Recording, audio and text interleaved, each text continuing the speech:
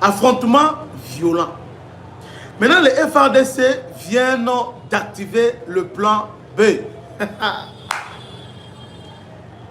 Kagame déjà, depuis hier soir jusqu'à présent, a zongeli sous système à drone, hein, tout ça.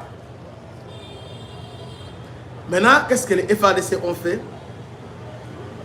Balancer maintenant offensive foudroyante, va déployer hélico de guerre. Hélico on a monté. Yangona, naïf sinon que non, le FARDC active le plan B. Hélico déploiement. Yangona alors que, attends, avant depuis la semaine passée, l'armée rwandaise est signalée à Luinga, Mwenga. Donc ils ont déployé renfort Yamakasi na Mwenga. Voire même naba mercenaires polonais. À Kaziba, dans Walungu, avec l'intention d'attaquer par l'infanterie les hauts plateaux. Il y a un endroit où non, tant que balongwa qui na niveau ya haut plateau, balongwe, alors on va se diriger vers Kaziba. Et puis on doit se diriger, hein, basali débordement, bama takona likolo, Mwenga partout ils sont entrés. Mais le FARDC a maintenant observé bango. To beti bango, c'est avant-hier. Sur le plan aérien, to Panzi. Mais baye lisusu. Lobby baye donc va se renforcer baye d'ailleurs. Lobby il y a un bateau transporté. Les militaires rebellés ba au Rwanda donc ndenge on ya subo baye subo été donc baye dandenga boy. À partir de Rwanda donc baye penza rebellé. On a déploré pourquoi notre système est à intermittence. Et Sengeli politique penza permanence. Il y a un système anti-aérien permanent. Donc, ceux qui objets volants et continuent à la détecter, allez suivre vraiment directement. Mais un système Oyo, il y a Kotika, bon, il y a Koti, bon, non. Il y a les lobby, mais ils sont entrés. Maintenant, ce matin, quand ils ont relancé les hostilités, le FARDC va déployer déploiement massif d'hélicoptères de combat lourdement armés en provenance de Calais. Déploiement hélico lourdement armé. Donc hélico skoyo et bimi. Donc plan B, oh on avait telle solution plan B en moins côte so. Donc on va dire que alors maintenant de déployer. Avant de déployer l'hélicoptère Oyo, on a mis un banderole dans la drone pour leur dire de quitter. On avait donné 48 heures à quitter, ils n'ont pas quitté. Après qu'ils ont journée Moko, ils n'ont pas quitté. Mais au contraire, ils s'est renforcé. Puis, va attaquer Bisso. Mais, sali calcul yamabe makas. Calcul nabino, ezapeza yamabe mabe na niveau mo sanate. Boza bazo, c'est calcul bosali ekosimba jamais. Ekosimba jamais. Il y a plusieurs militaires, plus de 15 000 militaires. Parce que c'est unité Simba. Parce que c'est la Kibomango. Ce même pas le juif. Bango va renforcer par Ibu. Et Bango les a déployés dans le niveau, il y a plein, il y a Rouzizi. Puis autour, il y a au plateau. Ils sont là-bas. Sans compter, il y a au plateau. Car là, on avait un problème, il y a effectif. Et on va débordement, peut être surnombre. Mais pour le moment, il n'y a pas beaucoup de surnombre parce que effectif Ezali. Renfort Ezali. Kalemi Ezo Sanza. Kalemi, Ezo Sanza. Tout moment, Ezo Sanza. Ezo Sanza. Donc, na minute Oyo, Eza Yakobe Bamabe. Nan bolité. Maintenant, balobi boye yo sikoyo M23 azolela balobi boye ces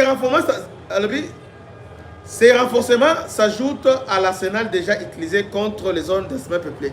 Donc quand ils attaquent, ce n'est pas zone densément peuplée. Donc en fait, quelqu'un va voir les Rwandais au plateau, mais ils considèrent au plateau comme territoire rwandais.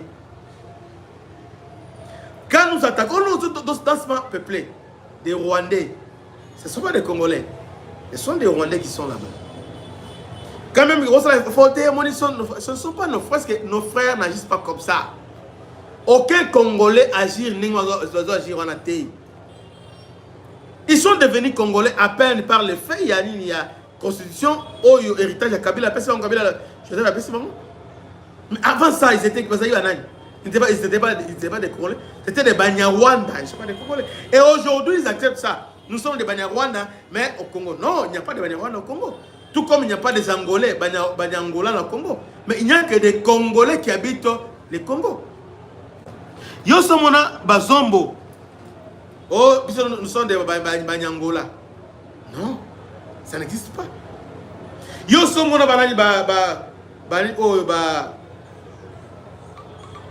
Babembe. Non, Babemba. Balobi que non, nous sommes Banyazambi. Non. Ça n'existe pas. Mais vous êtes là. Et puis, tellement que vos côtés belés, nous sommes des Rwandais. Nous sommes des Rwandais. Mais Rwandais au Congo. Soit au Lignon, Belé, Oyo. Binobo Longa. Botique la biso. Des aventuriers. Donc, Moniquer Oyo. Moniquer O Nengezo Kende. Nengezo Kende Boy. Ne pensez pas que. Bagé Gosalema, oh trahison. Il n'y aura pas de trahison. Oh, trahison, infiltration, oh, commandant secteur. D'ailleurs, à niveau, il y a, pour votre information, à niveau plein arrosé, moi je soutiens à 100% le général Dounia. À 100%. Pourquoi? Parce que on ne peut pas faire la guerre en désordre. Rappelez-vous comment plein arrosé et Koyakiti va communiquer à niveau à Ovira. Donc, on doit rectifier les tubes. Oh, moi, on ne fait pas ça. Les Wazano sont nos frères. Dans le niveau, toutes les barrières illicites, parce que nous ne voulons pas. Les peuples oppriment M23 et les Wazano oppriment encore. Non, on ne peut pas ça. Tous les voleurs des chefs, allez, ils sont devenus des Wazalendo en train de voler. Non. Les Wazalendo, bazaba héros. C'est un métier, non, ce sont des héros. Alors, il y a maintenant quelques infiltrés. Oyo, bazaba ça, bazobe bisa.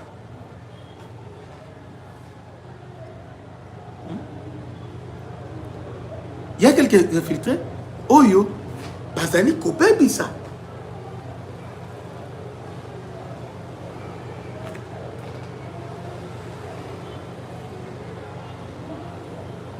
Donc, il y a quelques infiltrés.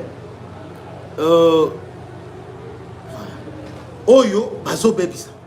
Raison pour laquelle, dans niveau, il y a région militaire. Lobby, dans niveau, désormais, plein arrondissement doit être sous contrôle FARDC.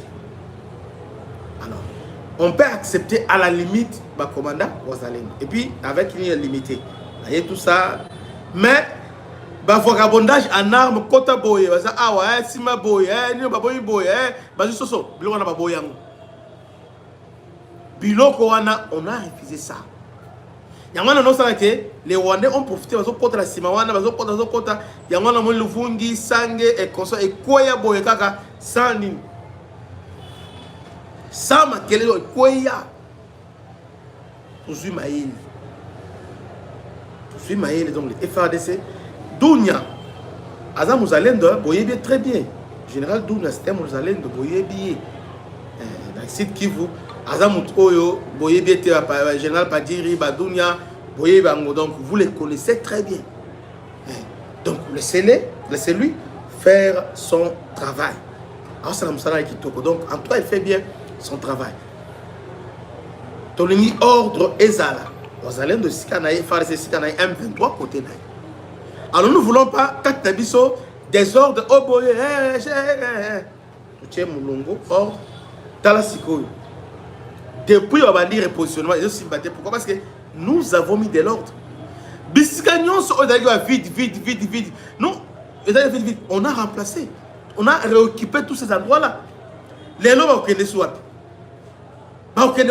Parce que Biscagnon kende, au moins côté papa les drones tout ça. Donc nous sommes là au tiers.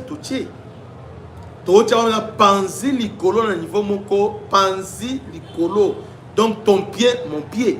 Zate que non, baye va vendre thé, on vend des zate. Baye. Ça va vendre la bangwana. On les regarde et après donc ce matin redéploiement ya ba hélico nanu bolelité bokolela offensif yangwana nanu bolelité vous allez pleurer. C'est lui qui on avait installé un traître, on avait installé na Walikale na Kateko. Allez, on a envoyé en enfer. Tindi en enfer. Donc c'est comme ça que ça va commencer à se passer. On va voir tout le temps. Que Dieu vous bénisse. C'était votre humble serviteur Christian Lao. Adieu vous bénisse. À la prochaine. Ciao. Bana Congo. Bino batu bozana besoin ya kutonga bandaku na bino. BM échafaudage, Isopesa bino, planche, shell, sécurité, marzimal et lenda. L'air moutamati, moutakoko yati. Yabiso, isa na ba norme européenne. Yabiso ya ba chinois te, ya ba indien te, ya ba libanais te. Un bus sera mis à votre disposition.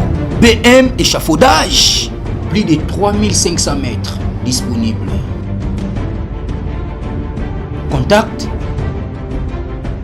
Maman Nangaye, du nouveau à Kinshasa, place Yassur, des amoko na immeuble Emma, des arabes normes, standard, international, et Goyamba, Batunyoso, en famille, en couple, salon VIP, et salle à manger, salle de bain confort et magistral, et des chambres à coucher, cuisine Kafou, sécurité, USA assuré, connexion internet illimité, Facebook, TikTok, WhatsApp, et à Ophélie, groupe électrogène 24h/24h, courant et Kendakate, na immeuble Emma. Notre adresse dans la commune de Kalamou, quartier Yolosi, avenue Balinga, numéro 9.